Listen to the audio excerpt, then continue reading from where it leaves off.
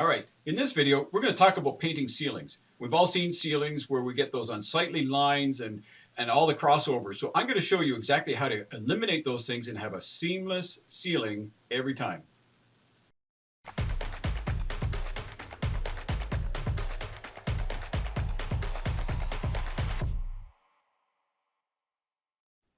Okay, so we're going to get the same process on the ceiling. We've primed it. We went this direction with the primer. We did one coat with the ceiling white. We've gone the opposite direction with it. Now we're ready to do the final coat. So we've gone back over just to check things out. We noticed that there's a few little spots, so I've already patched them and got them all set up, ready to go. So I'm just going to give the ceiling a light sanding just to get that up. I'll spot prime those areas that we did, and then I can put my final coat on the ceiling. Again, going in the direction, you can see the windows behind me.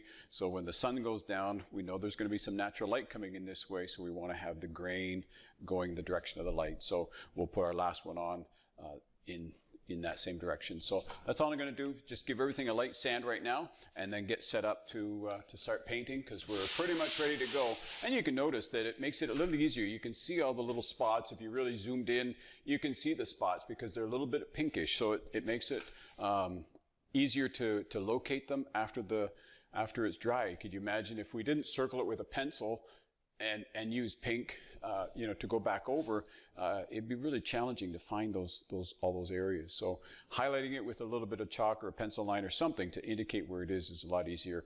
And then the spot primer is going to take care of it, cover that all up and get rid of it. So we're just going to give it a light sand, get ready to go, and give it the last coat.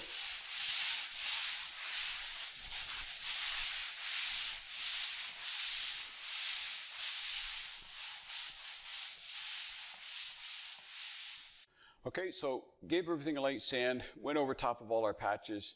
Now, because this is going to be the last coat, we end up picking up a little bit of stuff in the first coat that went on there, so we needed to catch it on this one. So we've had the sand, give it a little patching up. So it's not ideal. I mean, it's nice if you can catch this on your first coat so that you don't have to go over, but in this case, we're going to have to go around and just kind of spot prime these areas just so we can put on our last coat and have everything covered up.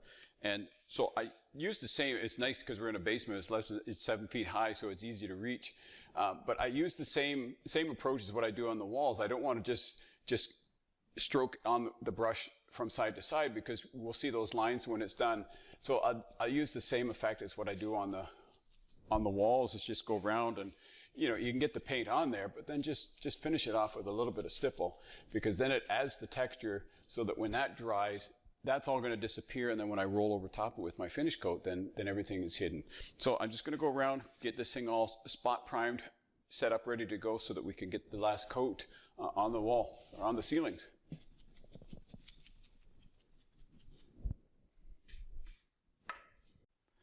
Okay, so everything's sanded, we've got spot primed, everything's ready to go. This is our final coat, and then once we get the final coat on here, then of course the electricians can come in, and they've got their map, they'll lay out exactly where the lights are going to go, and pop those in, and it's just going to be seamless all the way through here. So I'm just going to show you how I finish this off. We talked about it a little bit before, but just how to divide this up, because you want to have this as even as possible. So you want to have as few, lines with your roller going through here. So there's a way to divide the room up. We've got about 30 feet here, so we want to divide this up so it's a little bit more comfortable. There's no way I can run from one end to the other and just keep one straight line.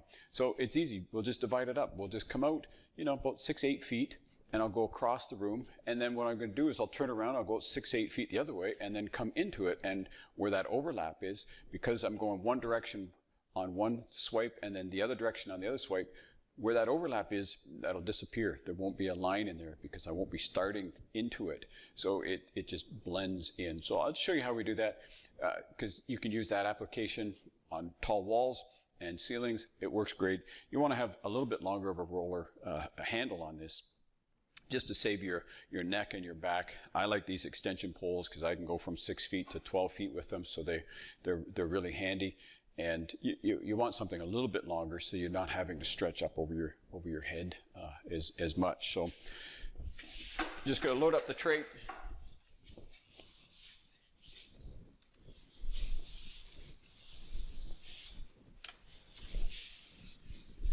And I'll do the same thing as I do on the walls. I'll load it up. I'll come out a couple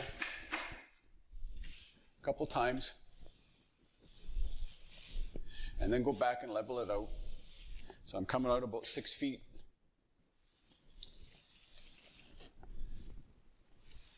Nice even pressure, so I'm not leaving lines behind.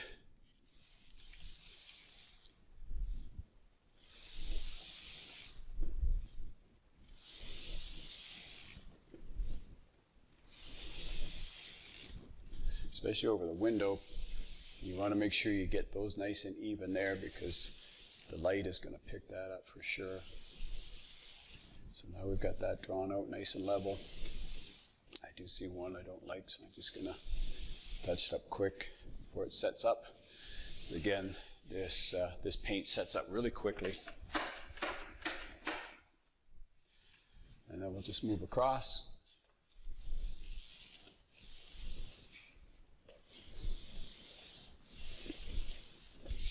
A little bit too much paint in my roller. It's dripping on my walls. Glad we're not finished there.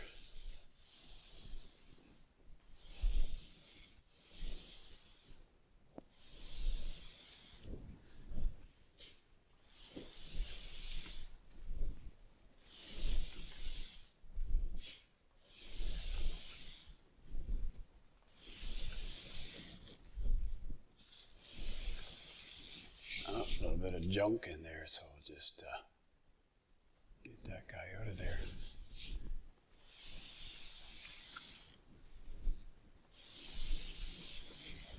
And then just these last 3 feet.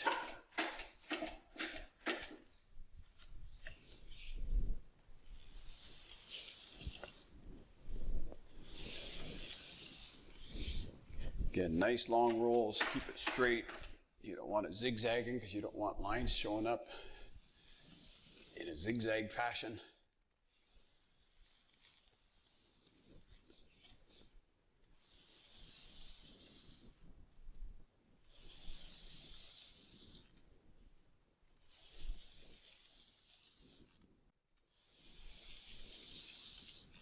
Okay, so that's that direction. Let's just get rid of that smudge before he dries out. So now I'll just move down.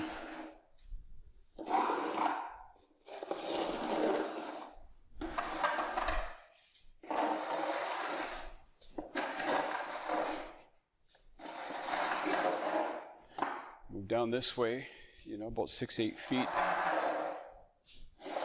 past where I finished. So you can see with my light, I finished about here. So I will go out about 8 feet and then come back into that spot. So that's about where I finished. So I just kind of got my back foot where I want to stop.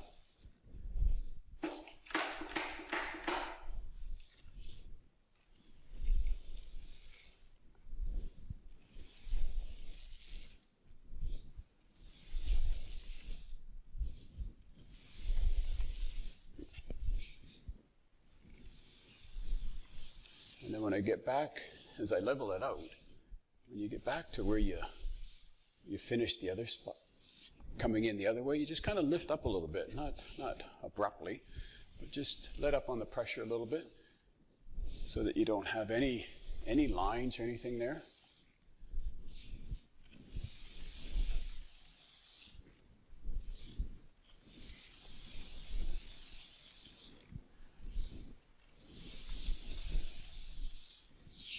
Now now I've overlapped lightly, you know, coming both directions. When that dries, it's just going to dry seamlessly. So I'll just carry on across there and then just repeat that all the way down for the rest of the ceiling.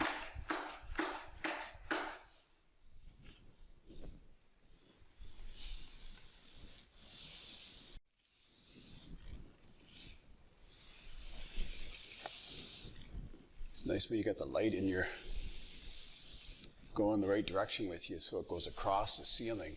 Is ideal to have it coming up on an angle or far enough away that it comes up onto the ceiling. And you can see a little bit easier. You see there, I went a little bit heavy I left a couple dribbles there, so we'll get rid of those.